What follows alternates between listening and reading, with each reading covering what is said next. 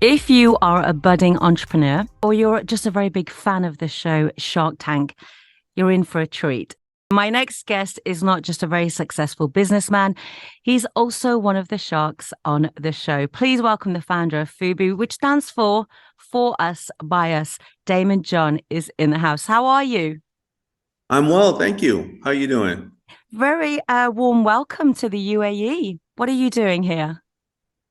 Well, I'm out here in Sharjah and I'm speaking at the investment forum and having a good time meeting a lot of investors, a lot of entrepreneurs, a lot of good people. You're giving them tips and tricks from your own journey. I am. I am definitely giving them as much as I can share with them. Now, They're going to have to use it and apply it in their own way. absolutely. Now, I hope you don't mind, but I just want to give some of the listeners out there who don't know a lot about your background a bit of playback of your life for the past 40 years, if I can do it in 40 seconds, if that's possible. So they just have an idea of what kind of man you are, the journey that you've lived, and why I'm sitting with you today, excited to talk to you, if you don't mind. Shall I go? Sure. Okay. Yeah, please. I Um, want to hear this. I know I'm going to make some mistakes. Okay. So Daymond John had to step up at an early age and take care of his mom, get a job, and just become the man of the house. And he grew up in Queens in New York.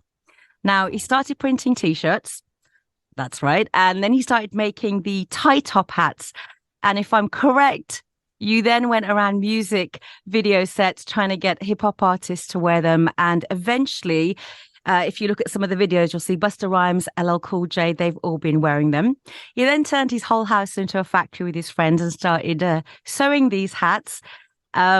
He got turned down by 27 banks for a loan. You see, I'm doing my research here. But with his mom's support, who's also his mentor, she had a lot of belief in him and said, you got to keep going. And he kept going. Today, according to my trusted assistant, Google Daymond, which I'm sure is completely wrong, you have a net worth of $350 million. He's a doting father of three girls and he's here in the UAE. Daymond, I know I missed a lot, but how was that 40 seconds roundup of your life? Oh, yeah, it was generally good. The net worth, I'm not sure where Yeah, that's we, at we won't talk today. we won't talk about that. That was You just don't know how to, people. yeah, I rather say that I'm worth zero. So anybody wants to buy something from me, I have something to sell. So, when you look at entrepreneurship today, especially with the use of technology and social media, we can all promote our brands now online as well as ourselves as individuals. Do you think it's a lot easier or more challenging for businesses to not only be successful, but maintain longevity because there's so much competition now? I do think it's easier. I do say that some of the fundamentals are still there. You're right. There, everybody can do it, but I see more businesses flourishing Mm. off of due to social media because traditional businesses was like you have a store, you either make enough to cover the cost or not, right? And you're out of business or not. You can actually still work and have a decently sized business and fluctuate and go up and down And a because of lot of it back then was word of personality. mouth. It was word of mouth, Yeah, wasn't it? Your community and everything. yeah. And like I said today, you can open up your phone and hit the entire world. You Mm. don't, how many flyers can you put out, if you print them back, 30 years ago and there was no internet or social media. Yeah. My father was a very successful entrepreneur, but he kept his business very small. He always wanted to have that very good relationship with clients and his staff. So he kept it very minimal and he did very well. And he still had that balance with family and work life, which took him time, obviously, at the beginning to get it up and running. It took many hours of work. Now, I definitely got the relationship DNA from him, the gene, because I'm very good at making friends. But I did not get that entrepreneurship gene from him. It just doesn't excite me. Do you think not everyone is built to be an entrepreneur? Because there's a great thing you said. You said all successful people are selfish in a good way. So do you think I'm not a good entrepreneur because I'm not selfish and you are in a good way? But, I think you're just not thinking that you're an entrepreneur. Are you a mother? No, I'm not a mother, but I'm a very creative person. So I Hmm. have created my own actually online kind of TV show. So I suppose, yeah. I am an Well, entrepreneur. well, entrepreneurial thinking, I always say, is executed perfectly by mothers because you're nothing against the dads, but you bring a life into the world, and Yeah. I don't care what book you read about it, it's not going to show you what to do every single step of the way, and you figure it out. And I think that that is what entrepreneurial thinking is. And so you're saying you're not, but I'm sure you're an entrepreneurial thinker. Yeah. It's just are you conscious of those decisions? I think you're right. I think I do have that. It's just about how do you make money from that idea? Right. That is How do you structure it? that's what makes you the entrepreneur. Do you find there's a difference in approach when it comes to female entrepreneurs and male ones, especially when they're pitching to you at Shark Tank? I do not. I find that female entrepreneurs tend to be a little more effective because they tend to understand.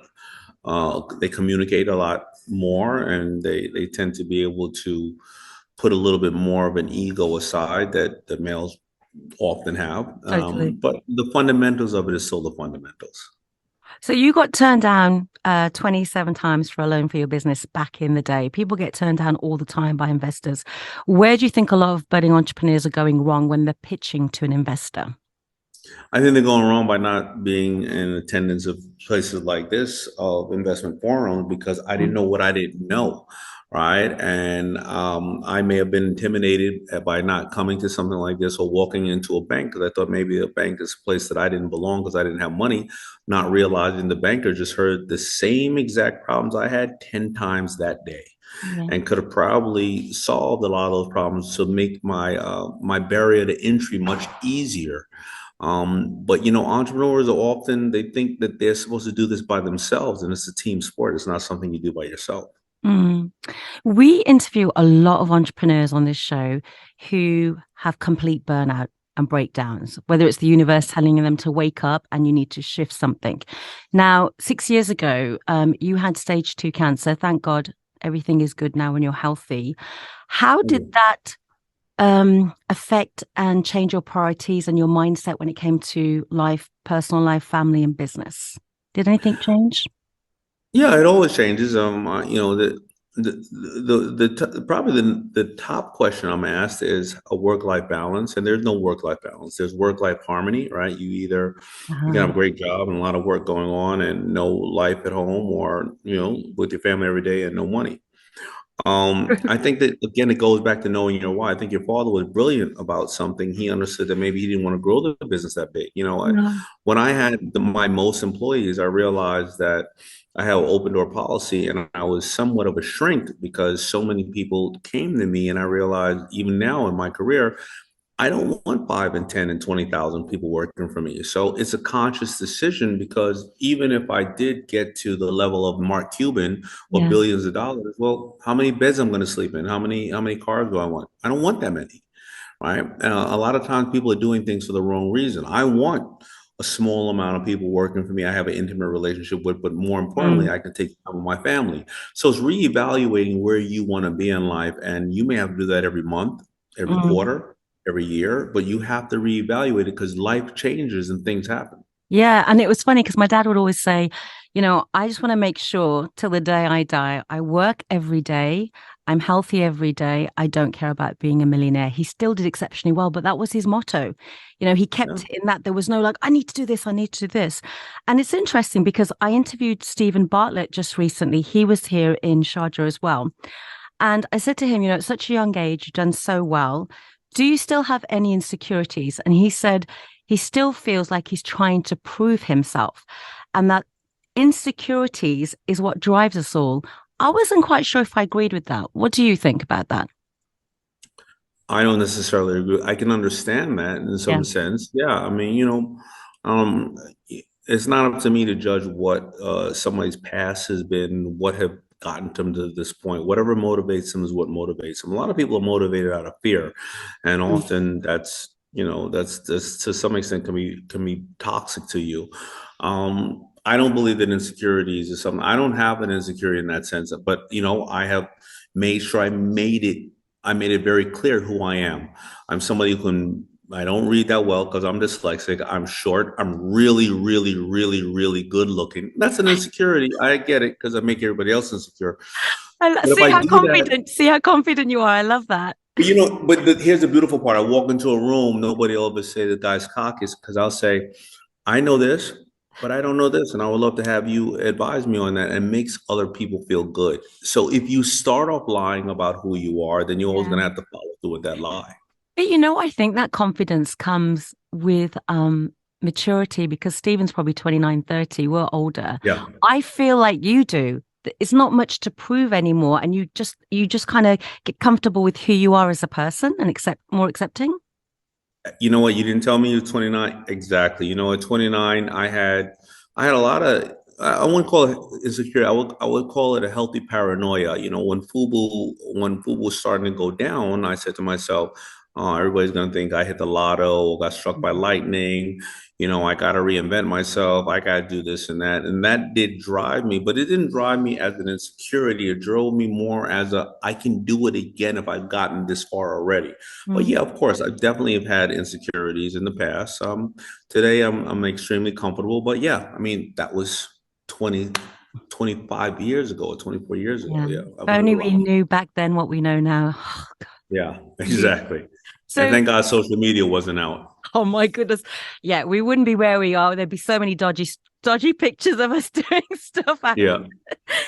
Just finally, before I let you go, because I know you're busy, do you have a mantra or an affirmation that you live by every day or something that you say to yourself to keep you Yeah, positive? there's so many of them. There's anything worth doing is worth overdoing. Yeah. Money is a great slave, but a horrible master. Anything created in this world started with one person, one idea that took one action, There's a lot. and and God is good. God is good. Well, Daymond, thank you so much. You were definitely worth the wait. Well, thank And you. no, I was waiting for you for a while, but I'm so glad to have spoken to you. Sorry I couldn't be there in person with you, but thank you so much for coming on the show, and I wish you all the best. Well, I appreciate you and thank you for waving the flag for entrepreneurship. I appreciate it. Thank you.